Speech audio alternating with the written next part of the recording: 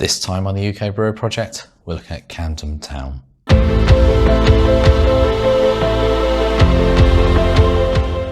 The story of Camden Town begins back in '95. Jasper Cuppage grew up in Queensland, Australia, and in his late teens had left Australia to travel. He'd spent some time in America and he was planning on heading on to Africa from Mexico. His flight connected in London, and he states he missed his connection and ended up remaining in London. I'm assuming he already applied for a UK visa and was just potentially looking to use the UK as a base to travel into Europe as well, as like many Aussies did at the time. But he also did what most Aussies did at the time and went and got bar work. So he started working in the Westbourne pub in Notting Hill. Whilst working there, he met his future wife. Jasper then went on to work at a few other pubs in London, and he also got married. He states, though, that in 2006, he was driving to his wife's family home in Highgate one Sunday, and he seen a sign for the Horseshoe pub in Hampstead for sale, and supposedly pulled over, took down the sign, and rang up the next morning and bought the pub free of tie. Now, I think it's worthwhile sort of mentioning the family he came from and married into.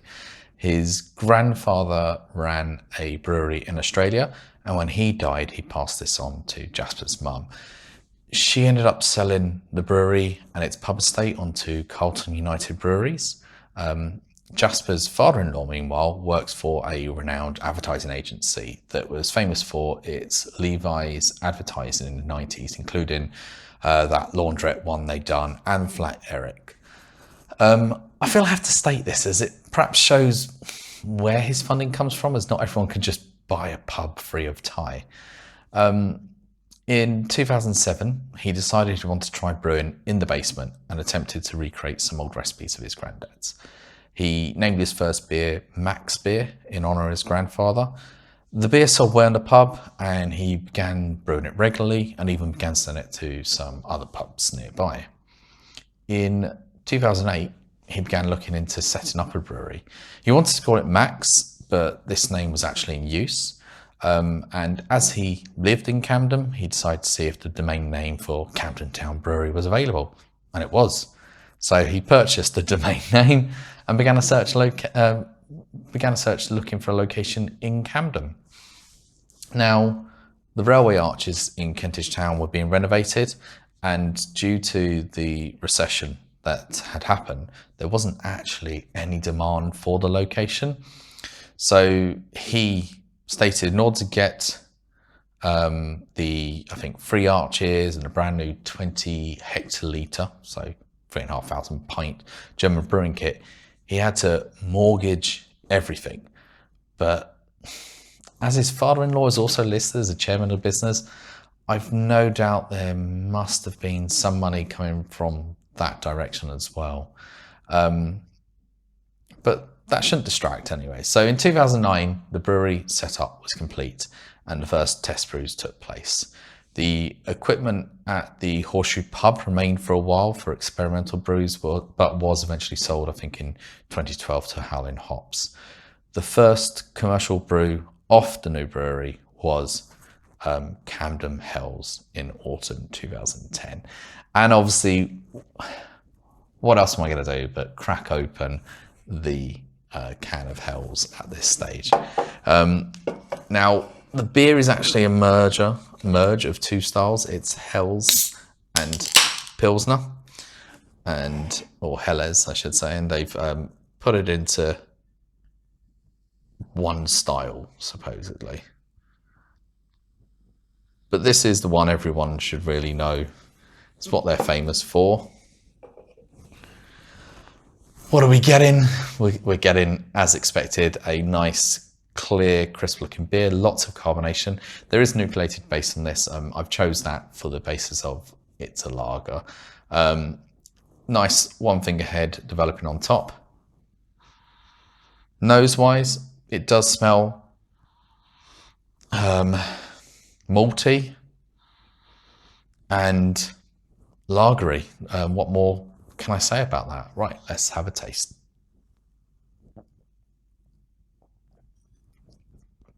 or a bit more than a taste. Firstly there, it's Camden Hells. What can I say? I'm just going to put it to the side over here. It's Camden Hells Lager. Most people should have had that. I do find it interesting. So you can see, I hope you can see the logo that's down there, also on the back as well. So the logo was created by Jasper's father-in-law, and the castle that's in the logo, which I've never paid attention to. Castle logo represents the 4 different castle pubs that were opened up in the 1800s to cater for railway workers in the area. And the reason why there was 4 was there was 1 for each of the nations. So the idea being the Irish go to the Dublin Castle, whereas the Welsh would go to the Pembroke Castle, to keep them all separate, stop drunken arguments and fights. Also surrounding the castle is sort of what I thought was like a red arch or red halo, but this is supposed to be in reference to sort of the Horseshoe, so the Horseshoe pub where it all originally started. So there is a bit of history and logic to the logo. Makes sense now. By February 2011, the beers were in about 40 London pubs, with annual sales of about 20,000 pints. And they also opened their taproom in Feb 2011. By this stage, they were producing the Hells, the Pale, and their wheat beer, the Wit, along with making some cask beer such as bitter and red ale, though by 2012, they'd given up producing cask beers. So although their main beer styles are lager and pale ales, they do venture into different styles such as porters and imperials as well. So Camden seemed to have a lot of hype around it, maybe because its location in London and the fact they were producing unpasteurized lagers and were one of the early breweries to be making craft lagers. But it seemed to be building a reputation at that stage. So by 2013, Camden were a major craft brewer in London with their beers in many pubs over London. They'd even started producing special beers for restaurants who wanted in on the craft beer scene. So Byron, the burger chain, I believe, was one of the first ones with American Pale Ale, but they still produce beers for restaurants to date. And as an example here, I have a Mama Biru, which is one they produced for Wagamama's, and I believe this is supposed to be like a milkshake IPA. Now that sounds interesting to me. Let's get this one cracked open and frothing a bit there at the top, and hopefully I haven't got too much head. No, this one looked like it was going to be active. I was about to hide that out of the way, but no. Just while that settles down, I want to have a quick look. Okay, peachy palate cleanser.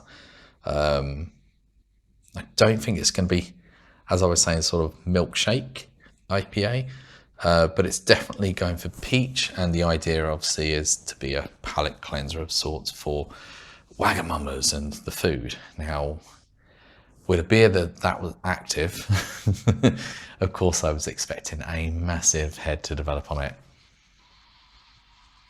I'm going to try and do my best and persevere, because this is not going to let up. I could just drink from the can, actually. I may do that. Wait.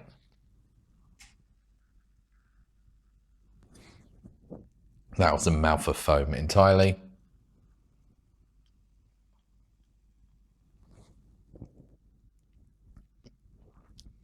Yeah, definitely. They've got it right when they call it palate cleanser. It's a very light peach taste to it. Nothing offensive. It's inoffensive. It's actually a very good session beer. Yeah, that tastes really good. To be fair, I don't think I'd seen that at Wagamama's actually before, but yeah, that's a very decent beer.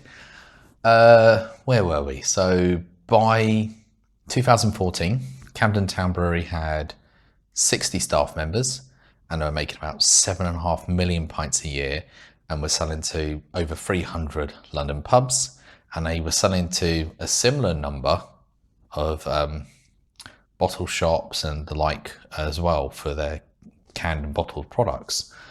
Their revenue was 9.5 million, and the pre-tax profit was just over £300,000. But their current 20 hectolitre brewery in Kentish Town was already operating at capacity, and they were outsourcing production of beer too. And I'm going to struggle on pronunciation here, but I think it's De Brandeer, the brewery in Belgium that makes Petrus. Anyways, Jasper and the team had made the decision that they needed to build a new brewery. And to do this, they went crowdfunding.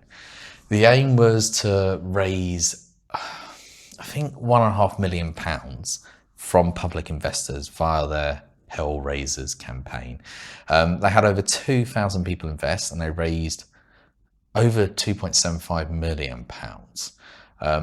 With that crowdfunding complete, the team set looking for a brewery location. I think the target was they wanted to remain in North London, but they knew it just wasn't feasible to find a location in Camden. They finally settled on a site in Enfield, nestled between Riverlea and some reservoirs. Unfortunately, the money from crowdfunding didn't seem anywhere near enough. They were wanting to make the Enfield Brewery 100 hectolitres, and the costs were coming out around £18 million. They did, I believe, divest some shares to a private equity company for £10 million. But as I say, even adding that to the crowdfunding of 2.75 million, they were still short. On the 21st December 2015, Camden Town made the surprise announcement that they had been bought out by AB InBev for around £85 million. Now, there had been a large number of craft brewery buyouts in the preceding years, but I don't think many people expected Camden Town to be one of them.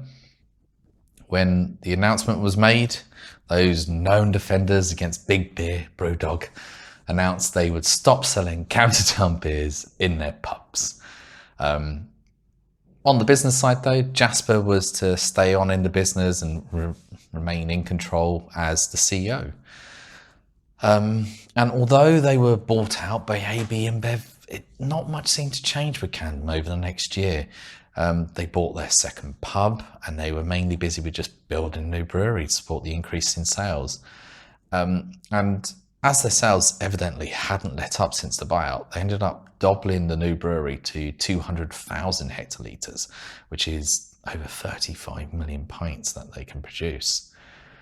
The new brewery opened in April 2017, but I think it's important to note that brewing still took place at the original brewery in Camden.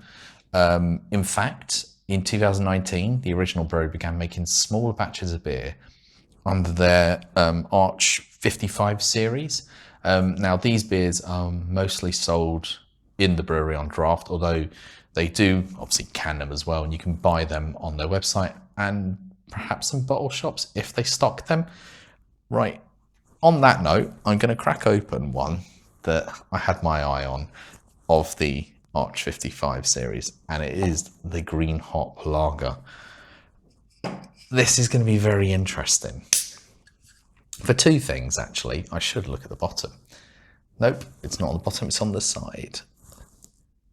Okay. June 22, so it's only got like 2 months, 3 months left of it. Green hop would normally be September, so this has definitely been lying around a bit. And green hop is just, yeah, it's a particular taste, really nice, because you're getting all the hop oils off the fresh hops that are made, so the ones that are just harvested. I'm just wondering, this is supposed to be the Hells, but with green hop. Let's have a nose. It smells the same. I'm not getting a smell difference. Nope. All right, let's see what the taste is like.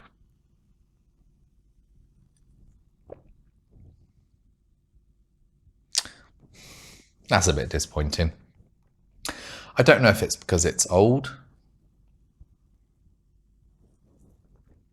or it's a lager and therefore hops aren't the main element on the beer. That is a bit disappointing.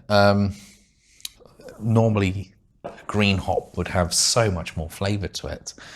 Oh, well, I mean, the idea behind these Arch 55 beers is to try new styles and see if anything, can make it into the actual brewery rotation or be produced as a larger batch one-off. You may be wondering though, what's the difference between Arch 55 and the Beer Hall series? Well, it seems the Beer Hall series is the precursor to a beer going into Arch 55. So these are very small batches brewed for sale at the Brewery Beer Hall in Camden, where you can only buy it on tap or can, and they have limited amounts that are available in can.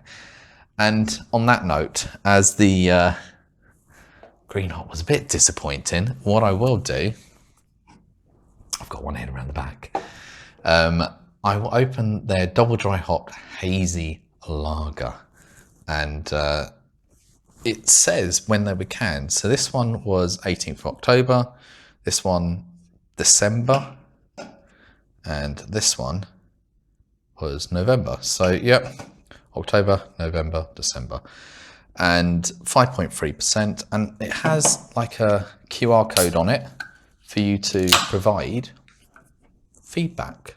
So it says, this is our latest beer idea, fresh from the brewery. These one-off Beer Hall batches are trials and tests for new recipes for our future beers, all brewed under the arches in Camden. Try it and tell us what you think.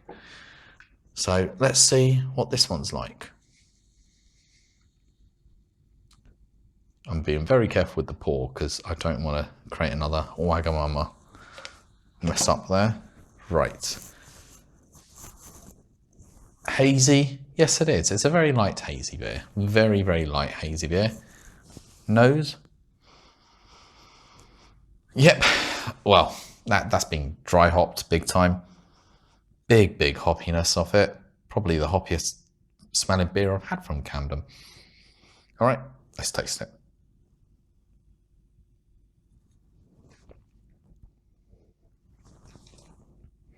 That's decent. That's really decent.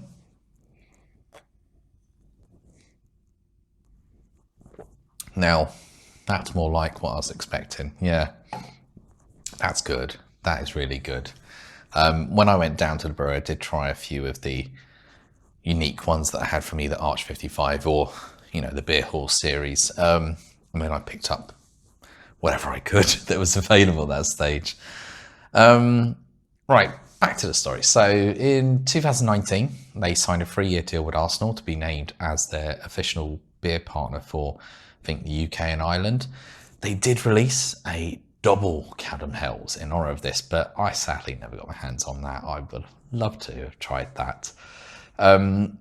Strangely, with their now larger production and sales, the business actually made an operating loss of 6.1 million in 2019, i.e. pre-COVID.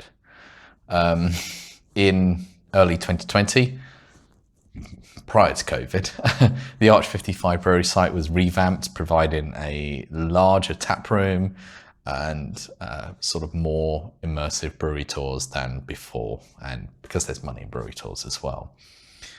Towards the end of 2020 though, Jasper stepped back from the business into a consultancy role. This seems to align with the news that Camden Town Brewery was to become fully integrated with the AB InBev business from January 21.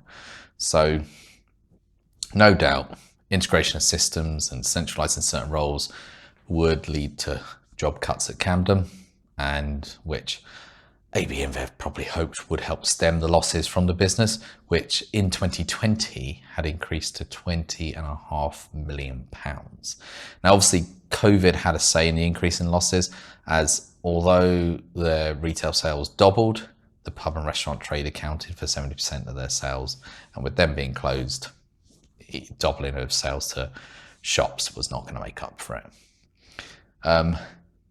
Now Camden are fully integrated into AB InBev.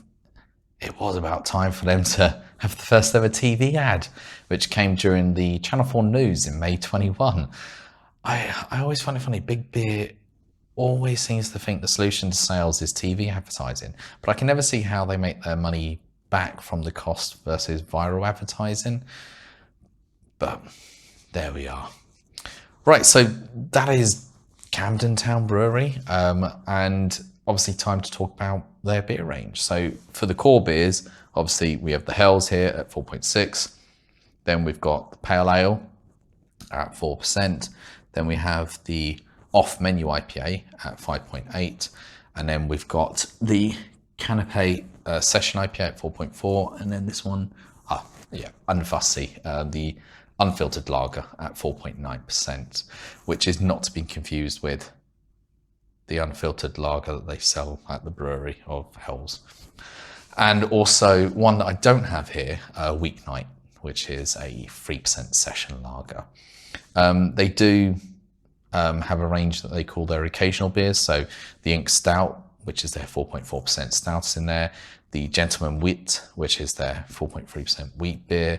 They also do, what I was just saying, the unfiltered Hell's Lager as well on that. And they also do seasonal releases. So they do things such as Strawberry Hells Forever, Harvest Hells, Hells in Hibernation, all based off obviously Camden Hells, but they're just variants of it. They also do a yearly released beer, which is their, beer of 2020, beer of 22. So it's generally an Imperial Pilsner, which comes in around 10%, which they barrel age and normally is for sale in Waitrose. Quite a big bottle as well. And then obviously we've got the Arch 55 series. So they've done things such as sour lagers, Pina lager, like Pina Colada, Bock, and more. You can sort of see some of the ones here as well, including this lovely looking double IPA they've got at the end here, which is 8%. That one seems good. Award-wise, so the latest awards they've won were in 2021 at the World Beer Awards. So off-menu IPA won silver in the IPA category. Hells won in the lager category. Double Hells picked up a silver in the same category, and Weeknight won a bronze in that category as well. And the Pale Ale won bronze in the Pale Ale category. They weren't an overall winner in any of the categories, meaning when I said Hells won in the lager, I meant it was the country winner and it'd be put through with winners from all other countries and the decision would be made on the overall winner. Sometimes you can have more than one beer from each country being put through to the final. But yeah, I never really knew how the World Beer Awards worked. And now seeing, you see so many beers that say they got gold and silver. I get a better understanding of it, why so many win each year. But this has been the UK Brewery Project. This has been Camden. And I, of course, will see you out with the beautiful double dry hopped, which I will definitely try and give some feedback on. It may be a bit too late, but if they turn this one into a Arch 55 series, definitely pick it up. It's amazing. Take care, everyone.